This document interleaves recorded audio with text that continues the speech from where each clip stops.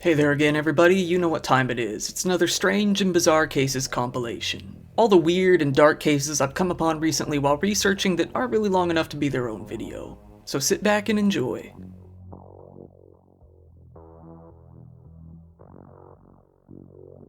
Alright, so here we've got 1 ton of CP material seized, Florida man charged. Things got pretty weird recently when police out in, you guessed it, Florida got some information back in January saying that several files containing CP had been uploaded to the internet from a local IP address. The police traced the IP address back to a man in a nearby area, Ocala, named Paul Zittel, age 72, who looks exactly like the type of man you'd expect to be doing this sort of thing. They pretty easily got a warrant to search his home.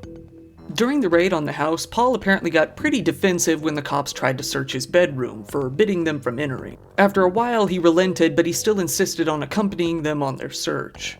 It didn't take very long for the cops to find out exactly why he didn't want them to enter that room when they stumbled upon his hoard. Paul Zittel had mountains of CP boxes all over his bedroom. Actual physical prints arranged into dozens of large cardboard boxes, as well as lying loose in stacks all over the room. His office featured similar items. In the office was a printer that showed what the cops said, obvious signs of heavy use. The sheriff posted to the office's Facebook profile, "Detectives seized the printed materials, a computer, and a digital storage device and removed them from the home." After counting more than 220,000 printed pictures of CP, the cops were obviously stunned and astounded at what they had come across. The boxes were listed as being, crusty. The weight of the material was, altogether, over 2,600 pounds in total. This might be the only time I've ever heard of such a material being measured in weight. The feeble old Paul Zittel was swiftly arrested and thrown into Marion County Jail, where he was given a $250,000 bond. As of the writing of this video, he's still in there. He's facing 25 counts of possession of CP. Now we've got man arrested for threatening to shoot 11-year-old who beat him at Fortnite. With over 100 million players all across the world, Fortnite attracts all manner of people. Some people take the game way too seriously and have anger issues, such as the man in this case. An 11-year-old boy had to receive protection from the police when a 45-year-old man he encountered while playing Fortnite, Michael Aliperti, threatened to violently end his life after the child killed him during a match. Over voice chat, he gave specific threats to the boy, saying he was going to come to his school and shoot him. The Suffolk County Police Chief said, "During the course of gaming on Monday evening, apparently the 11-year-old bested Mr. Aliperti in a Fortnite game and was able to win away virtual guns from Mr. Aliperti, which made him very upset, and he started threatening the 11-year-old juvenile, saying he would cause him pain, that he would find him with a gun." Michael was pretty quickly arrested the next morning, having threatened to shoot an elementary school kid and all.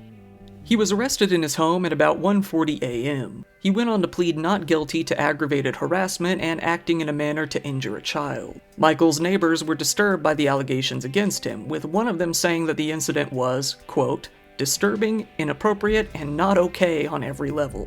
Another said, "The 45-year-old needs to find something better to do with his time than playing video games with 11-year-olds.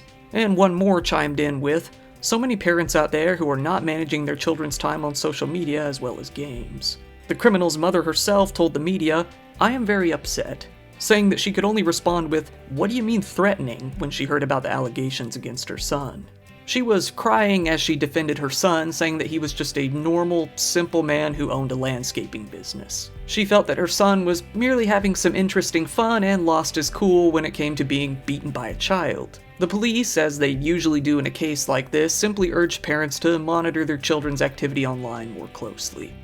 Michael Aliperti, after pleading not guilty, was released on a $10,000 bond. He was ordered to stay away from the boy he threatened, as well as to stay away with the group that the boy normally played Fortnite with. Probably for the best. And here's a story for sure. New Hampshire man who put razor blades in pizza dough sentenced to prison. Out in Portland, Maine, a man has been accused of slipping some razor blades and screws into some pizza dough across a few supermarkets in Maine and New Hampshire. This man is named Nicholas Mitchell, who is 39 years old. Surveillance footage from the supermarket showed Nicholas grabbing pizza dough in the shops and loitering around the store fridges only to ultimately leave the stores without buying anything. In the end, nobody was injured, but the act still spread fear throughout the local community. 3 different customers had bought the products within the city of Seiko and noticed the blades hidden within the dough. After similar discoveries in nearby stores were made, the police launched an investigation that spanned multiple communities. After the razors and the screws in the dough were ultimately traced back to the odd security cam footage, Nicholas was arrested. Despite catching COVID in jail and being pretty under the weather to say the least, his hearing was held. He has been sentenced to 4 years and 9 months in federal prison. This sentencing came following an agreement with the prosecutors after he pleaded guilty back in June to 1 of 2 counts against him, a count of tampering with a consumer product. He's also going to have to pay almost $230,000 in restitution to Hannaford supermarkets. Nicholas, through tears, apologized for his actions. Mitchell was formerly an employee of a company called It'll Be Pizza. He said that he did it to get revenge on the pizza dough company that fired him, but he didn't really want to hurt anybody. Although, given what he did, it would be more safe to say that he didn't care if he hurt anybody. In court, it was revealed that Nicholas went through quite the downward spiral during lockdown when his girlfriend, a self-employed hairstylist, was no longer able to work. It's unclear what exactly happened between the two, but in the end, Nicholas was arrested for what they called a domestic disturbance. This left him homeless and living out of his car. Then, to add more to the pile, he was fired from his It'll Be Pizza job as well. Nicholas signed an agreement that he would not appeal a sentence that is less than 4 years and 9 months in length. The maximum penalty for the charges against him, though, could carry a maximum of 10 years in prison. He's lucky that he got off as easily as he did. Next up, student accused of attacking teacher's aide over Nintendo Switch held on $1 million bail. On February 21st, at the Matanzas High School in Palm Coast, a female teacher's aide was assigned to work with students with individual education plans. One student who was staying at a nearby group home called East Coast Habilitation Options became quite the problem for her. The teacher took a Nintendo Switch away from one of the boys in school when he was caught playing it in class. This sent the student into a rage. A surveillance camera in the school hallways caught footage of the student, a 6'6", 270-pound monster of a child, running up to the teacher's aide, pushing her down to the ground, and then pummeling her with punches and kicks. Even when the teacher's aide was knocked unconscious, the student still continued punching and kicking her, even in the head several times. In total, she was bashed in the back of the head a total of at least 15 times.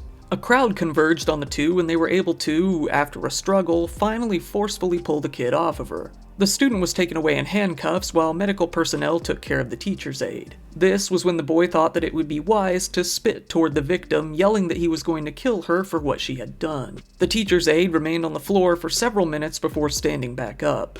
The teacher was taken to a nearby hospital for treatment and, after some time, was able to be released. The 17-year-old boy was charged with aggravated battery on a school board employee, which is a first-degree felony that could carry a sentence of up to 30 years in prison. Once reality hit the boy in the face, he asked the police what was going to happen to him. More importantly, he wanted to know if he was going to be able to stay in his group home. The police deputy responded with, "I don't know," and this sent the student into yet another rage. He kicked a desk and a computer nearby, causing the monitor to fall off and break on the floor. This did not help his case. The boy's group home is noted as being a home agency for behaviorally challenged children and young adults. More information on the website shows that the home, quote, helps children, teens, and adults with autism, intellectual disabilities, and behavior challenges. Now it seems that the boy is going to be tried as an adult, with his case being upgraded to an adult court. This makes the felony charge against him just that more daunting. The student is currently being held on a $1 million bail out in Flagler County Jail.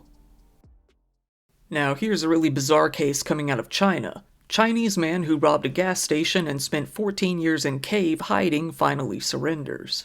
A man in China, Liu Mofu, 14 years ago, along with his brother-in-law and another friend, robbed a gas station of 156 yuan, about $22 US.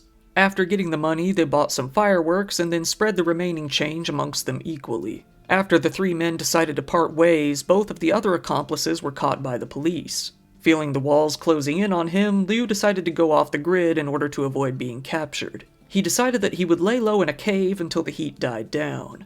The guy then spent the next 14 years of his life hiding from the cops in a remote mountain cave about 10 kilometers from the village he lived in, a place called Enshi out in the Hubei province. Liu, who was in his 30s when he originally committed the robbery, was now well into his 50s, living in solitude as a caveman. Once in a while, he would travel down to the village in order to steal some food and mingle with the locals, even visiting his family on very rare occasions. It isn't known if his family actually knew what was going on or if they just thought he was being really weird, although it has been said that they did urge him to confess to the police multiple times over the years. After 14 long years of mostly solitude, Liu decided that it was finally time to come clean and come down out of the cave. Liu's wife, who it seems he married before all of this happened, is in bad health, and he now has a grandchild he wants to meet. It is thought that these two things combined caused Liu to realize that he wanted to go back to living a normal life.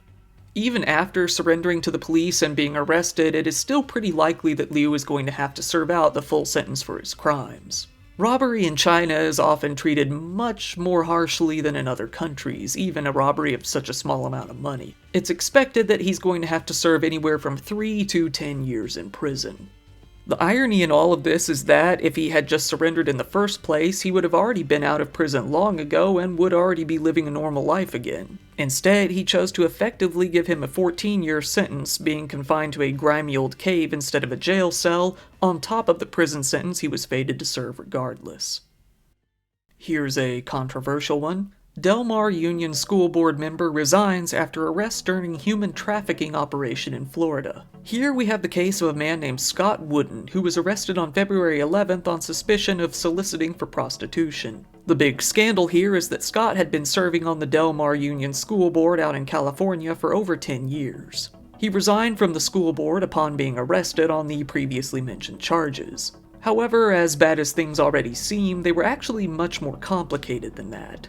Scott, now 60 years old, was actually one of 213 people arrested throughout an intense week-long police operation, one they called Operation Traffic Stop. This was a huge effort in order to crack down on human trafficking that was becoming a big problem in Polk County. Scott Wooden was arrested on February 11th, but out free on the 13th after posting his very low $500 bail. Once out, he refused to respond to requests for comments from the media. On February 16th, once news of the true details of the arrest came to light, the school board learned of his situation. A Polk County sheriff named Grady Judd highlighted Scott's arrest specifically, holding up his mugshot and saying, "Where would we be in a human trafficking operation without an elected official?" Although Scott was not from the area, he would show up from time to help with his parents, he claimed. While there, he would often actually engage in prostitution, paying about $200 each time. The problem is, though, those prostitutes were victims of human trafficking. Scott, who holds a doctorate degree from the University of Southern California, was originally working as a molecular biologist. He had retired, but he still wanted to get out there and contribute, and he was elected to the Del Mar Union School District Board back in 2010 and then subsequently re-elected. He seemed like a very good man, a normal guy with a normal nuclear family. This family consisted of a wife that he had been married to for 23 years and their 2 kids. By this point, they had all been living in San Diego for 20 years. During his original campaign, he stated that his goal was to bring more stability to the school district by, as he said, providing mutual respect, trust, and leadership principles that put all children first every time. Grady Judd said, "This guy knows better. He's supposed to be a leader in the community. He's an elected official. He's making decisions for our children, and he's out soliciting prostitutes." The school district commented, noting that Scott had already abruptly resigned from his post, effective immediately, saying, "While we do not yet know all the details and circumstances of the incident, the allegations are shocking and extremely concerning. It seems they are already searching for someone new to fill the spot." Of all of the 213 people arrested, 89 of those were arrested on suspicion of solicitation, and 111 of them were suspected of fully engaging in prostitution. 13 others were arrested on other various charges, 10 of which were arrested for getting payment from the prostitution or aiding and abetting in it. Luckily, throughout the operation, the police were able to identify and save 24 human trafficking victims. The sheriff said that his department performs big sting operations like this a couple of times a year, actually, but this is the first one that has resulted in this many arrests so far. Wake up. Somebody in Washington with more than 5 brain cells needs to listen to this. Well, maybe asking them to have 5 brain cells too many. Let's shoot for 3 brain cells. And here we've got man charged after tickling, licking 7-year-old boy's feet at indoor adventure park. As the title of the segment says, a guy out in Georgia was arrested after the police said that he both tickled and licked the feet of a 7-year-old boy at what is called an indoor adventure park. The 26-year-old man named Corey Rollins was arrested just a few weeks ago for the licking incident that took place on January 14th at Urban Air Adventure Park. To make matters much worse, Corey was employed as a PE teacher at a local elementary school. Police officers said that the young boy's parents informed them that Corey came up to the boy as he played at a fenced-in play area. Corey reportedly approached the boy, asking to tickle his feet.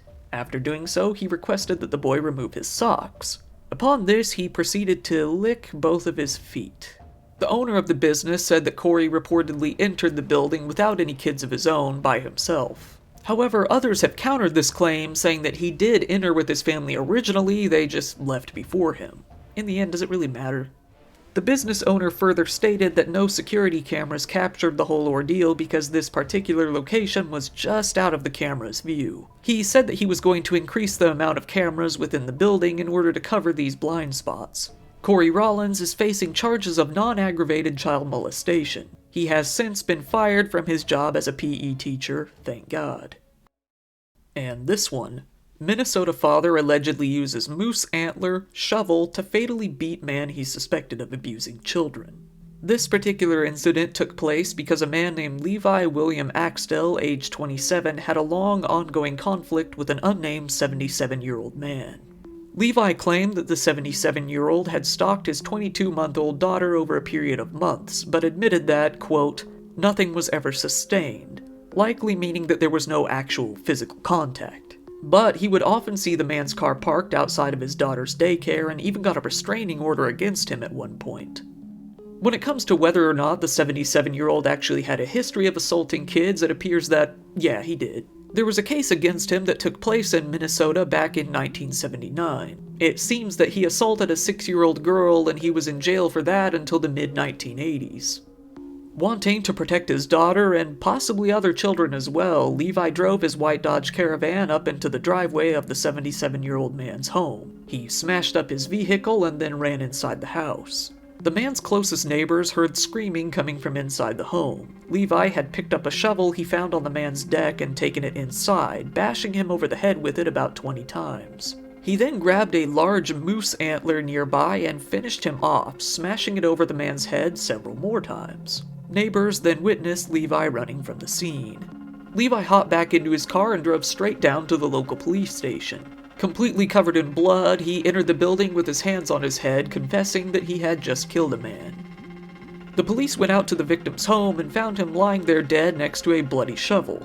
The medical exam report stated that the man had a few defensive wounds and definitely died from blunt force trauma, something that wasn't necessarily a secret to anyone. Levi fully admitted to what he had done only minutes after killing the man. He told the police that he had known the man for a very long time, saying, "I believed him to have sexually offended against children in the past." Levi Axtell has been charged with second-degree murder. We'll just have to wait and see where the case goes from here. And now, woman rode motorbike naked, got fingered in the street, and punched a blind man. Now this might be the craziest one I talk about today, both figuratively and literally. A woman, Natasha Klaus, age 36, has been recently banned from entering a town called Woking and jailed. This came after she punched a blind man and was subsequently caught in the middle of an erotic act in the middle of a busy street and swiftly thrown into jail. It was later explained that Natasha had a habit of befriending vulnerable men only to take advantage of them later on. One of these men was on the verge of being kicked out of his apartment by a local council after Natasha, who was living with him, was showing what they called very antisocial behavior. The two argued, which resulted in Natasha punching the man in the face.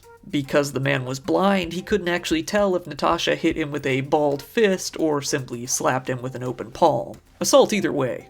Then, the prosecutors in her case stated that Natasha was caught with a finger inside her goo-goo in the middle of a street when a mother, who was with her 2 children, asked her to stop what she was doing. Natasha then threatened to punch the mother. The police were called, but by the time they arrived, Natasha had already pulled her pants back up, although she forgot to put her underwear back on.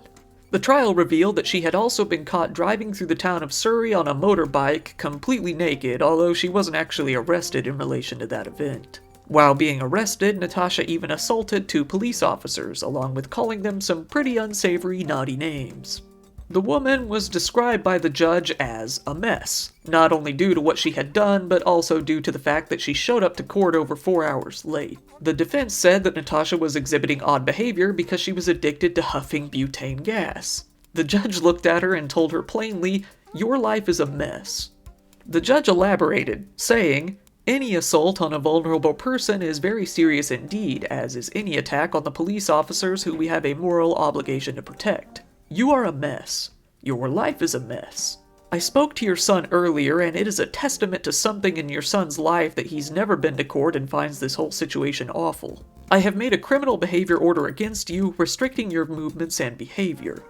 She pled guilty to outraging public decency after she was caught in the act in the middle of the street, one which the judge said was no doubt for money. She was then handed a 13-month sentence. She was jailed for 3 months for punching the blind man, 2 months for each attack on each police officer, 2 months for racist remarks to one of the police officers, 1 month for outraging public decency, and 1 more month for threatening to harm the mother who asked her to stop. Then she was jailed for 4 more months after breaching a previous suspended jail sentence. Her life is a mess.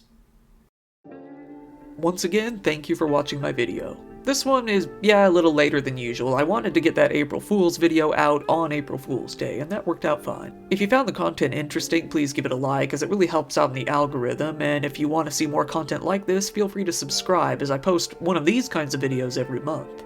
If you want to support the channel even further, which I really do appreciate, I always keep my Patreon link down in the description below, and speaking of which, shout out to the top patrons.